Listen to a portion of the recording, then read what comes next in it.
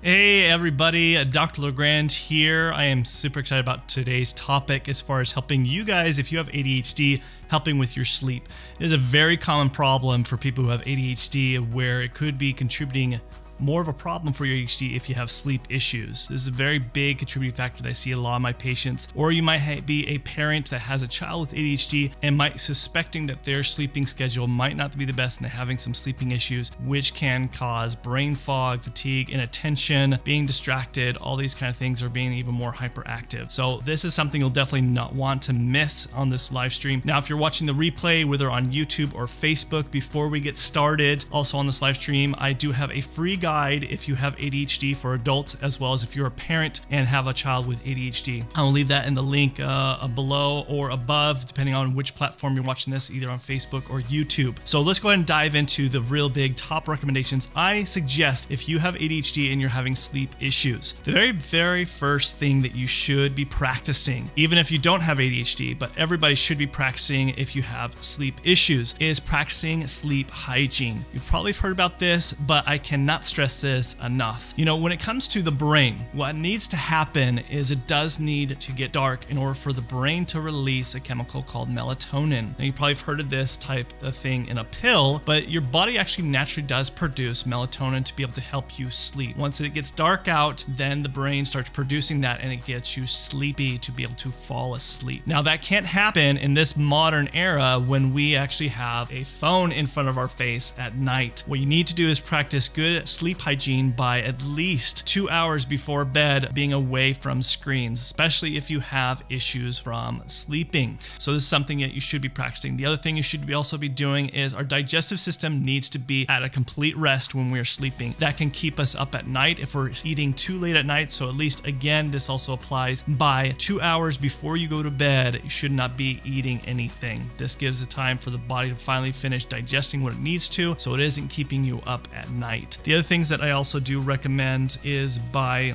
keeping your room completely dark. This does also help produce more of that melatonin, not having too many flashing lights or too much light, or even if your window tends to have light coming in, trying to get a dark drape that can kind of keep the room very dark. This will help quality of sleep and keeping you sleep for longer periods of time. Okay.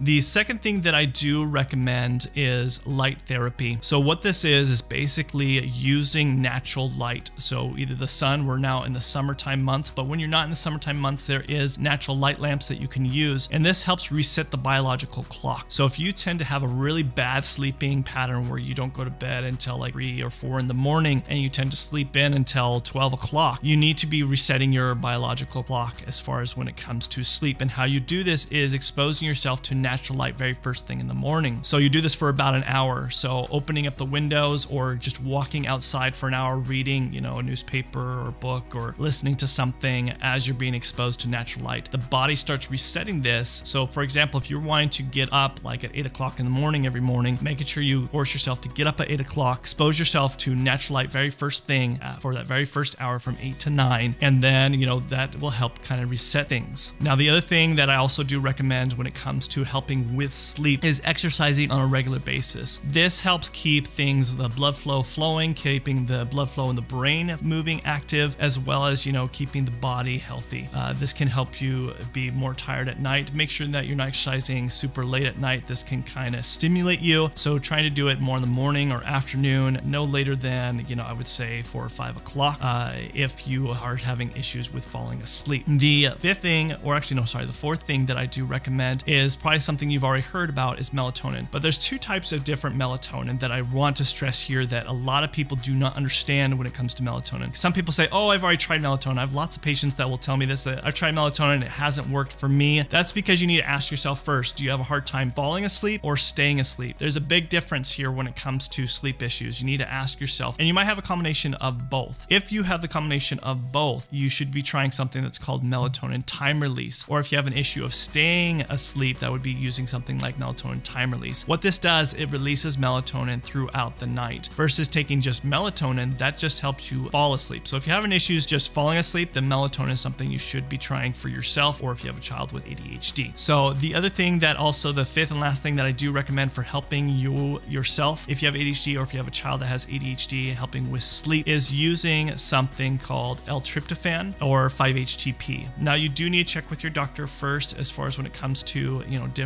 adding different treatment plans, because if you're on different medications, you need to check with them if it's okay to take this. But this is something I do recommend with a lot of my patients. Is L-tryptophan also helps you stay asleep. So that's another type of nutrient that is a precursor to melatonin that helps you stay asleep. So if you're having those issues, trying something like L-tryptophan can be very helpful. The other last thing is 5-HTP. Now this is a great type of supplement that our body our brain naturally does produce, but sometimes, especially for people who have ADHD, lack producing this enough. And this does help our body to relax. It helps de-stress our body, as well as help us to fall asleep better throughout the night. So you can implement this as well the night before, taking it at night. Same with L-tryptophan. But again, always check in with your doctor first. So I hope this was helpful for you guys. Before you guys go, again, I do have my free guide for both people who have adults who have ADHD, as well as if you're a parent that has a child with ADHD. You can check out that free guide that you can download. It goes in depth with all the labs, all the nutrients, supplements, vitamins, all my protocols that I do recommend for people who have ADHD. It's free, so you can either get that link below or above, depending if you're watching this on Facebook or YouTube. So until next time, this is Dr. Legrand signing out, and I will see you guys in the next video. And remember, you guys have an optimal mind. Thanks.